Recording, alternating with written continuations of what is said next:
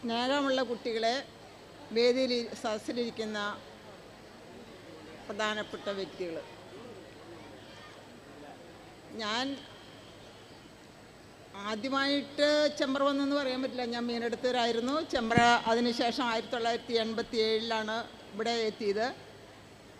ഇവിടെ വന്നപ്പോൾ ആകെ ഒരു 10, 22, 23 സ്റ്റാഫ് മാത്രമുള്ള ഒരു സ്കൂളായി ഇരുന്നത്. പക്ഷേ ഞങ്ങളെല്ലാവരും ഒന്നടങ്കം, അതായത് ഞങ്ങൾ 23 പേരുണ്ടെങ്കിൽ 23 പേരും ഒന്നായി മുന്നോട്ട് നീങ്ങിയിരിക്കുന്ന ഒരു കാലമാണ്. അത് ഇന്നും ഓർക്കുമ്പോൾ ഭയങ്കര വിഷമമുണ്ട്.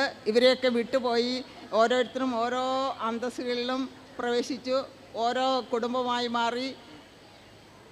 വീണ്ടും വീണ്ടും ഞങ്ങളെ ഒന്നിക്കാനുള്ളൊരു അവസരം ഒരുക്കി തരുന്നത് ഈ ചെമ്പ്ര സ്കൂളാണ്. ആയതിനാൽ ഈ സ്കൂളിനോട് എന്നും ഒരു കടപ്പാടും സ്നേഹവും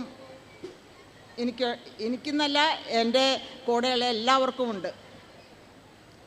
പിന്നെ നമ്മൾ ഈ 100ാം വാർഷികം ആഘോഷിക്കുന്ന ഈ വേളയിൽ, ഈ ഒരു വേളയിൽ മാത്രമല്ല, ഇതിനു മുന്നേ 89 വിരിഞ്ഞ പൂക്കൾ,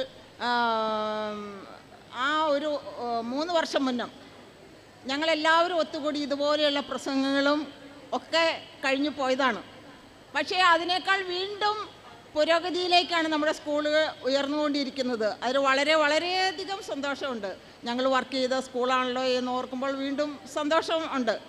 ഇനിയും ഈ സ്കൂള് ഇതുപോലെ മുന്നോട്ട് ഇതിലും കൂടുതലായി സ്റ്റാഫുകളും കുട്ടികളും ഉണ്ടായി നമ്മുടെ ചെമ്പ്ര ഒരു ഏറ്റവും തിരൂർ സബ് ജില്ലയിൽ തന്നെ ഏറ്റവും ഉന്നതിയിൽ നിൽക്കുന്ന ഒരു സ്കൂളായി മാറട്ടെ എന്ന് ആശംസിച്ചുകൊണ്ട് ഈ 100ാം വാർഷികത്തിൻ്റെ വേളയിൽ പ്രാർത്ഥിക്കുകയും ആശംസിക്കുകയും ചെയ്യുന്നു. നന്ദി, നമസ്കാരം.